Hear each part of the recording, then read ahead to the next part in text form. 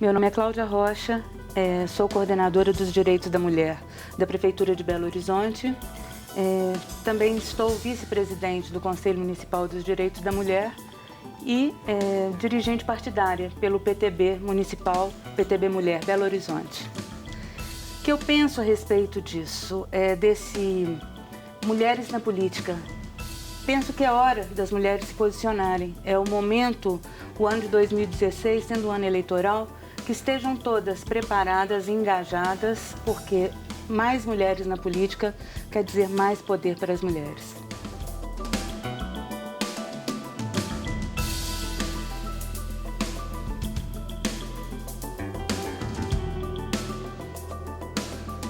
Meu nome é Adriana do Carmo Figueiredo. Eu sou advogada, professora e pesquisadora no Centro Universitário de Belo Horizonte, mestre em estudos literários, atuo especialmente em pesquisa sobre direitos humanos, gênero, ética, literatura e análise do discurso. Atualmente também sou estudante no doutorado em Direito Constitucional na Universidade de Buenos Aires. Para mim, há uma nítida subrepresentação feminina na política. Isso fica muito claro se nós observarmos que em nossa Câmara Municipal de Belo Horizonte, nós temos dos 41 vereadores apenas uma mulher.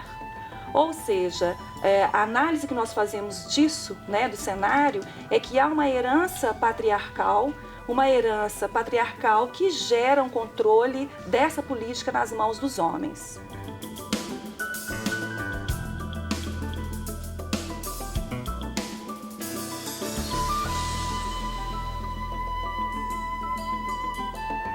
Eu sou Marília Campos, sou formada em psicologia, fui prefeita de Contagem e agora sou deputada estadual pelo Partido dos Trabalhadores. Acho que o lugar da mulher é em todos os lugares. Nós queremos mais mulheres na política.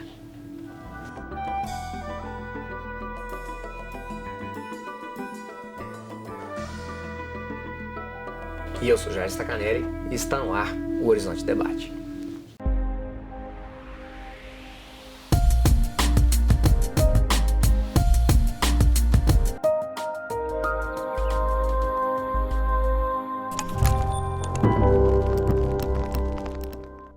Olá, o Horizonte Debate dessa semana trata de um tema muito importante, em especial para o ano de eleições municipais que estamos. A participação das mulheres na política. 1932 foi o ano em que as mulheres tiveram direito ao voto. Será que avançamos? No programa de hoje discutiremos muito isso. Marília, orgulho grande de te ter aqui. O que falar de mulher na política em 2016, 84 anos depois que as mulheres puderam votar? Quais são as dificuldades que as mulheres têm hoje em um ambiente, de fato, muito machista? Somos poucas. 84 anos com direito a voto e a gente ainda não tem nem 12% de representação nos legislativos. A Assembleia Legislativa de Minas são 77 deputados, apenas 7 mulheres. O que revela, sendo a maior parte da população composta por mulheres, o que revela uma subrepresentação. Então, a luta hoje para que a gente tenha mais mulheres na política é ter um poder mais feminino também, com um olhar diferente e, obviamente, mais sensível para elaborar políticas que sejam beneficiadas às mulheres. Adriana, o problema está no nascedouro. Vamos falar de escola, por exemplo. Insistir em formação, em um ensino médio melhor, que capacite mais meninas a terem influência nos grêmios estudantis. Onde que está o nascedouro desse problema que a Marília constata? Interessante sua pergunta, Jairo, mas eu queria retomar também essa ideia do 1932, que eu acho que é uma data muito interessante para a gente pensar que há o início dessa votação feminina, mas é um início extremamente complicado. Em 1932, na verdade, o voto feminino é parcial. ele é parcial e a Constituição de 1934, ela traz, então, né, dentro do seu constitucionalismo, essa perspectiva do voto, mas só as mulheres que exerciam função pública remunerada é que poderiam votar, né? Então, o que acontece? A gente tem um histórico aí, né, já interessante para a gente pensar essa ideia da exclusão. Não é? Isso vai avançando.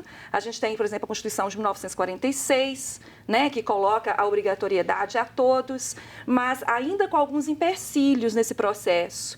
O Código Eleitoral de 1965, que na verdade traz uma ampliação, e a nossa Constituição Cidadã de 1988, né, que traz o voto a todos e a todas, incluindo, inclusive, o voto facultativo às mulheres analfabetas. Em relação ao ensino, eu acredito que deve sim existir um momento de reflexão sobre isso. Esse momento ele tem que começar na escola do fundamental, eu acho que na escola fundamental, antes mesmo do ensino médio. Sim. Por que não trazer noções, por exemplo, de direito constitucional? Acho que primeiro a gente tem que entender, né, quais são os nossos direitos.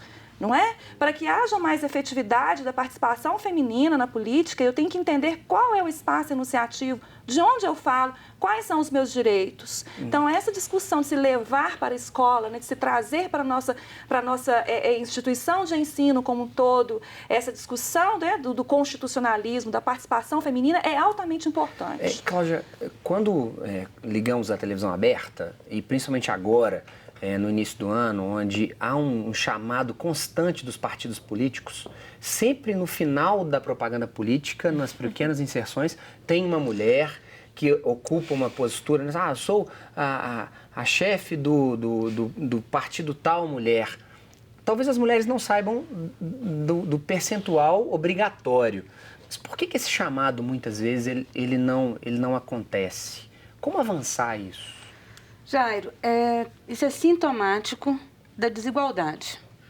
É como se tivessem que enfeitar a propaganda política colocando uma mulher ali, para que ela coloque suas palavras de incentivo a outras mulheres. Na verdade, uma liberalidade que os partidos muitas vezes sentem fazer. E nos cabe, a nós, mulheres públicas, mulheres de luta, mudar essa realidade. É trabalhando dentro das nossas bases, é junto aos nossos dirigentes, é exigindo esse nosso lugar. Esses 30%, famigerados 30%, que realmente representam um avanço, mas que é muito pouco em relação a tudo que tem que ser feito. Quando a gente fala da lei que propõe os 30%, Marília, é uma lei que propõe que na mesa diretora da Assembleia que se tenha uma mulher.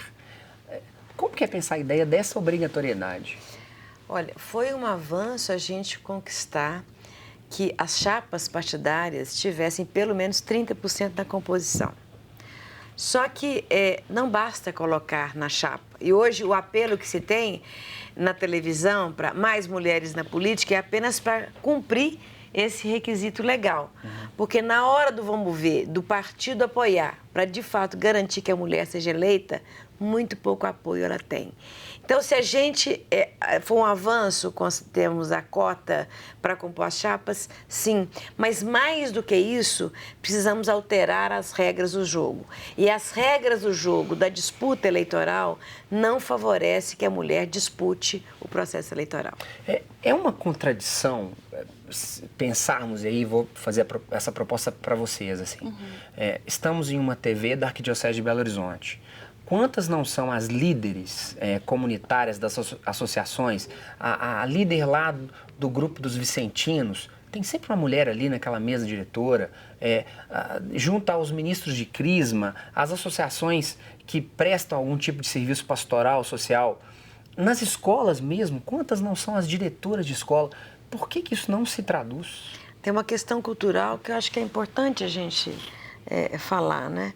Você faz uma reunião num bairro, muitas lutadoras aparecem, né? As mulheres ajudam a construir, a organizar, a mobilizar, a lutar, a conquistar.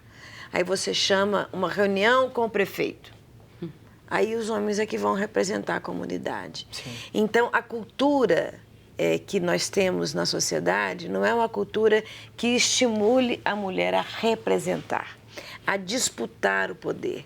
E eu acho que, quando a gente discute a questão educacional, é muito importante formar a mulher para a cidadania. E formar a mulher para a cidadania não apenas para participar, lutando, mobilizando, organizando as pessoas, mas também para representar as pessoas. Isso é a verdadeira cidadania. E quando a gente luta hoje na Assembleia Legislativa para que a gente aprove um projeto de lei para garantir pelo menos uma mulher na mesa da Assembleia, é para justamente garantir visibilidade, a representação das mulheres na mesa, que é o principal posto de comando da Assembleia. Chamando até a atenção para as pessoas em casa, podemos também dizer que o nascedouro acontece no seio dessas famílias, que colocam as meninas, o menino está lá sentadão assistindo futebol, a louça do almoço, a menina tem que ir lá lavar a louça do almoço, o menino está assistindo futebol com o pai dele. Podemos dizer disso? Olha, isso é interessante também, porque isso envolve, inclusive, uma análise do sistema cultural, da questão, né, da cultura patriarcal, a qual participamos, na qual estamos inseridos, né? Mas envolve uma análise do discurso disso também. Qual que é o discurso que é passado, né, para as nossas crianças? Quer dizer, essa coisa do gênero, por exemplo. Quais são as habilidades ou quais são as tarefas que muitas das vezes as famílias reforçam, que são, né, dos meninos ou das meninas. Então, esses estigmas, eu acho que esse tipo de clichê a gente precisa de desconstruir. E isso, na verdade, é levado também para a política. Por exemplo, uma questão que me incomoda profundamente, nas eleições de 2014, eu vi várias manchetes assim, eleições 2014, aumento de 13,33% na Câmara dos Deputados. Gente, o que a gente lê, né, no intertexto, o que a gente lê a partir dos pressupostos linguísticos, que parece que está tudo bem, né? Está tendo um aumento considerável, está tendo, então, uma ampliação da presença feminina, não é? Mas a verdade é que não é bem assim. 513 deputados federais, eu tenho 51 mulheres eleitas, não é? Qual que é o discurso que é levado, então, para as nossas crianças?